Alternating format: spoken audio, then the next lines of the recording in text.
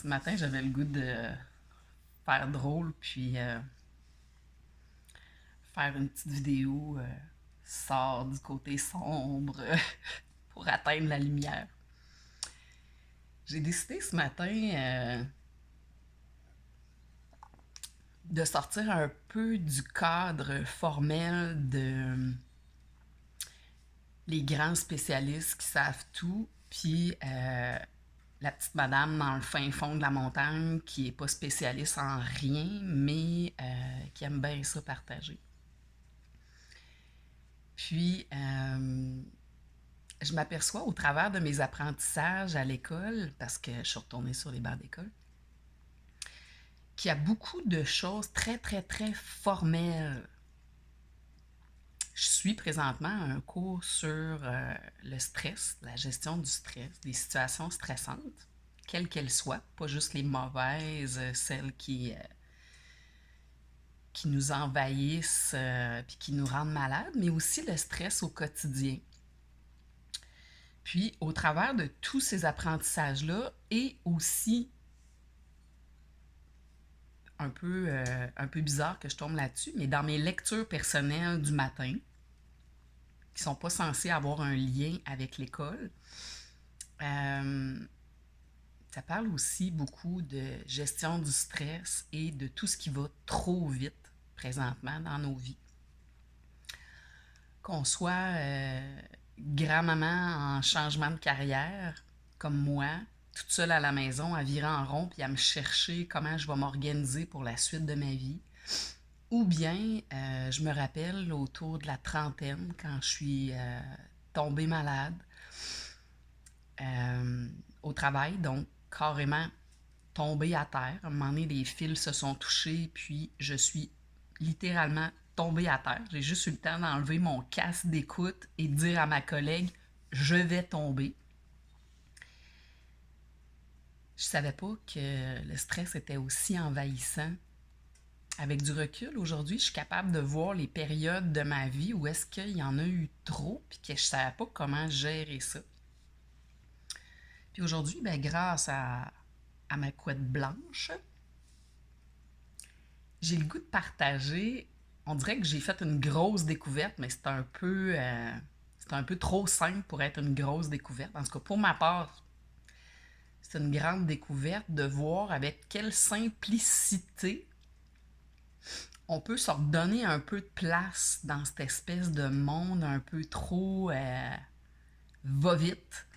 Puis, puis même si on est bien là-dedans, même si c'est stimulant parce qu'il y a plein d'affaires à faire avec les enfants, avec le travail, des belles activités, on prend des belles responsabilités, puis on cuisine, c'est le fun, des nouvelles recettes, des amis, des sorties. Même si c'est le fun, des fois, il y en a juste trop. Puis à un moment donné, on se perd là-dedans. On se perd parce que il y a trop de tout ça, même si c'est le fun, je le rappelle, mais il n'y a plus rien de moi. Juste moi. Juste exister moi pour me donner du temps à moi. Puis ça, ben, ça s'appelle un peu la présence. C'est un peu comme le présent. Hein? Puis ce matin, je me disais, ben, il y a beaucoup de gens qui tassent du revers de la main l'idée de se mettre des méditations, du yoga ou des affaires un peu... on met tout ça dans le paquet des affaires ésotériques, là, des affaires bizarres. Puis ça nous tente pas tant de mettre ça dans notre vie parce que ça fait partie comme des gens à part, bizarres. Ou bien on embarque là-dedans puis on comprend pas trop pourquoi. Fait qu'on s'en va faire du yoga avec les amis, mais ça s'arrête là. La réflexion s'arrête là.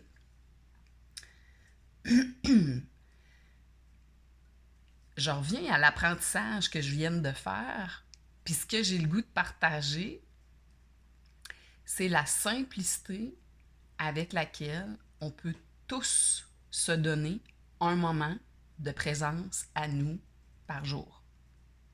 Un moment bien simple, comme m'asseoir ici, présentement, dans mon salon, à terre, sous ma belle couverte, devant un feu, parce que oui, j'ai la chance d'avoir un foyer puis du bois sur la terre pour être capable de me faire un beau feu.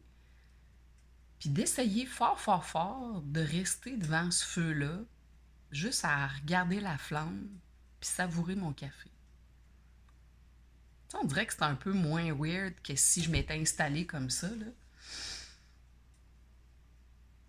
Puis que je vous aurais dit de travailler sur toutes les parties de votre corps, à essayer de faire une méditation bien, bien, bien précise. Ça viendra avec votre exploration personnelle. On s'en fout un peu comment vous allez vous y prendre pour la suite, mais quand vous allez avoir goûté, juste goûter au fait de vous donner un moment. Tu sais, ça peut être comme 2 minutes, puis ça peut être 6 minutes et quart, là.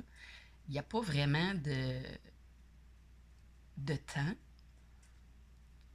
Ce que j'en comprends, c'est que avec de la pratique, à force de le mettre dans votre vie, on commence à trouver ça un peu savoureux, ces moments-là qu'on se donne à soi-même. Puis que ça n'a pas à être une espèce d'horloge, une rigueur à pu finir, quelque chose qu'il faut absolument mettre dans notre routine. Mais en même temps, plus qu'on en met, plus que ça nous fait du bien, plus qu'on se dépose, puisqu'on finit par goûter au côté tangible que notre esprit commence à être un peu plus présent, plus focus, moins perdu dans l'espèce de vibe qui va trop vite. Donc, pour ralentir un peu, même si vous me dites « Ah, ça va tout bien dans ma vie », attendez pas que ça aille mal pour découvrir le pouvoir de ça. Attendez pas d'en avoir besoin ou que c'est une ressource externe qui va vous dire « Ben finalement, essaye les dons ». Essayez de mettre ça un petit peu dans votre vie. Des moments de présence à savourer, un moment pour vous. Un moment maintenant. Tu sais, ça va faire cette espèce de mode-là, là, le ici et maintenant, ou d'essayer d'arrêter de ressasser des idées passées puis des idées futures.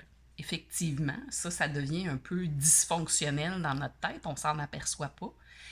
Mais cette dysfonctionnalité-là de notre esprit à toujours être après farfouiller dans qu'est-ce qui peut donc bien arriver si je fais pas ci, si je fais pas ça, puis my God, je suis ci, je suis ça à cause des espèces d'affaires du passé. Ça, c'est le côté dysfonctionnel de cet esprit-là. Fait que dans le moment de présence que je vous suggère de mettre dans votre quotidien, ben si c'est de prendre votre tasse de café le matin, juste à profiter des rayons du soleil au travers de la fenêtre cet hiver, ben pendant ce moment-là, essayez d'observer ce qui se passe dans votre tête. Tu sais, au lieu de le combattre, au lieu de combattre, faut pas que je réfléchisse, faut pas que je pense, là. Ça marche pas. En tout cas, pour moi, ça marche pas. Ce qui m'a aidé dans mon cours, c'est d'apprendre à observer ces petites idées-là. Un peu comme si j'étais un... Tu sais, des fois, on dit « j'aimerais ça être un petit oiseau pour voir ». Là. Bon, ben, comme si j'étais un petit oiseau sur une branche qui observait ce qui se passe ici, dans ma tête. Puis là, de voir un peu à tasser ce qui est après réfléchir à qui c'est que je vais faire, comment je vais arranger, qu'est-ce qui va se passer, tu sais. Puis à tasser, oh mon Dieu, ça arrivera pas ou je réussirai pas à cause de... Observez ça comme un petit oiseau. Puis, dites à votre petit mental, là, « Hey, c'est assez. Mon Dieu, que le soleil il est bon sur ma peau. Puis mon Dieu, que mon café il est savoureux. » Fait que ça, c'est ma caricature peut-être d'une façon de faire des pauses méditatives ou des pauses de présence. Ouais, je vais appeler ça de même. Des pauses de présence. Puis plus qu'on arrive à en faire, vous allez voir, plus que les idées vont devenir claires. Quand je vais retourner travailler tantôt, moi aussi, là, j'en ai des affaires qu'il faut que je m'occupe, puis des affaires qu'il faut que je pense pour cette semaine. Mais ça devient moins dysfonctionnel. Ça devient moins passé et futur. Ça devient plus constructif. On va dire ça comme ça. Ouais. Fait que c'est ça que j'ai découvert cette semaine. Ben, cette semaine, puis depuis le début de la session, là, la fameuse gestion du stress. Puis, ah oui, je vais vous parler du cinéma. Peut-être que ça peut être intéressant. T'sais, on parlait des idées dysfonctionnelles, le passé puis le futur. Bien, ces idées dysfonctionnelles-là, dues souvent à un stress positif ou un stress négatif, ils viennent de notre cinéma. Fait que l'histoire du cinéma, ça vient aussi d'un autre apprentissage. Puis, c'est l'apprentissage des sources de stress. Donc, ça devient des 3 premières lettres du cinéma, c'est-à-dire C-I-N-E, ciné. C pour quand on a peu ou pas de contrôle sur une situation. Donc, ça rend la situation un peu anxiogène ou ça nous rend un peu désemparés. I pour les choses imprévisibles. Quand on s'en va sur la route puis qu'il arrive de quoi qu'on n'a pas pu prévoir, ben ça nous désempare aussi. Ça peut nous choquer, ça peut nous déstabiliser. Fait que ça, c'est des causes aussi de stress. Après ça, il y a le N pour le nouveau, la nouveauté, les choses nouvelles. Ça peut être des belles choses, un nouveau cours, un nouveau groupe d'amis, une nouvelle activité sportive où est-ce qu'on joint des nouvelles personnes. Aller dans un nouveau restaurant, voir si ça va être bon, je vais-tu gaspiller pour rien. Peu importe les choses nouvelles. Puis ça peut être aussi des nouvelles, des mauvaises nouvelles qu'on apprend, de la nouveauté. Ça apporte toujours une dose de stress, de réflexion, de pensée.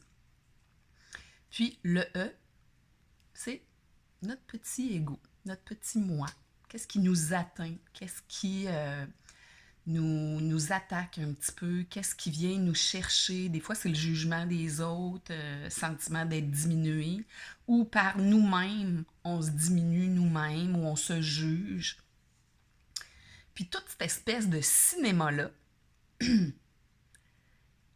ben, je pense que la meilleure façon de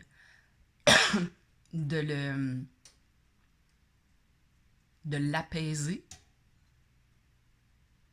c'est en revenant avec nos moments de présence.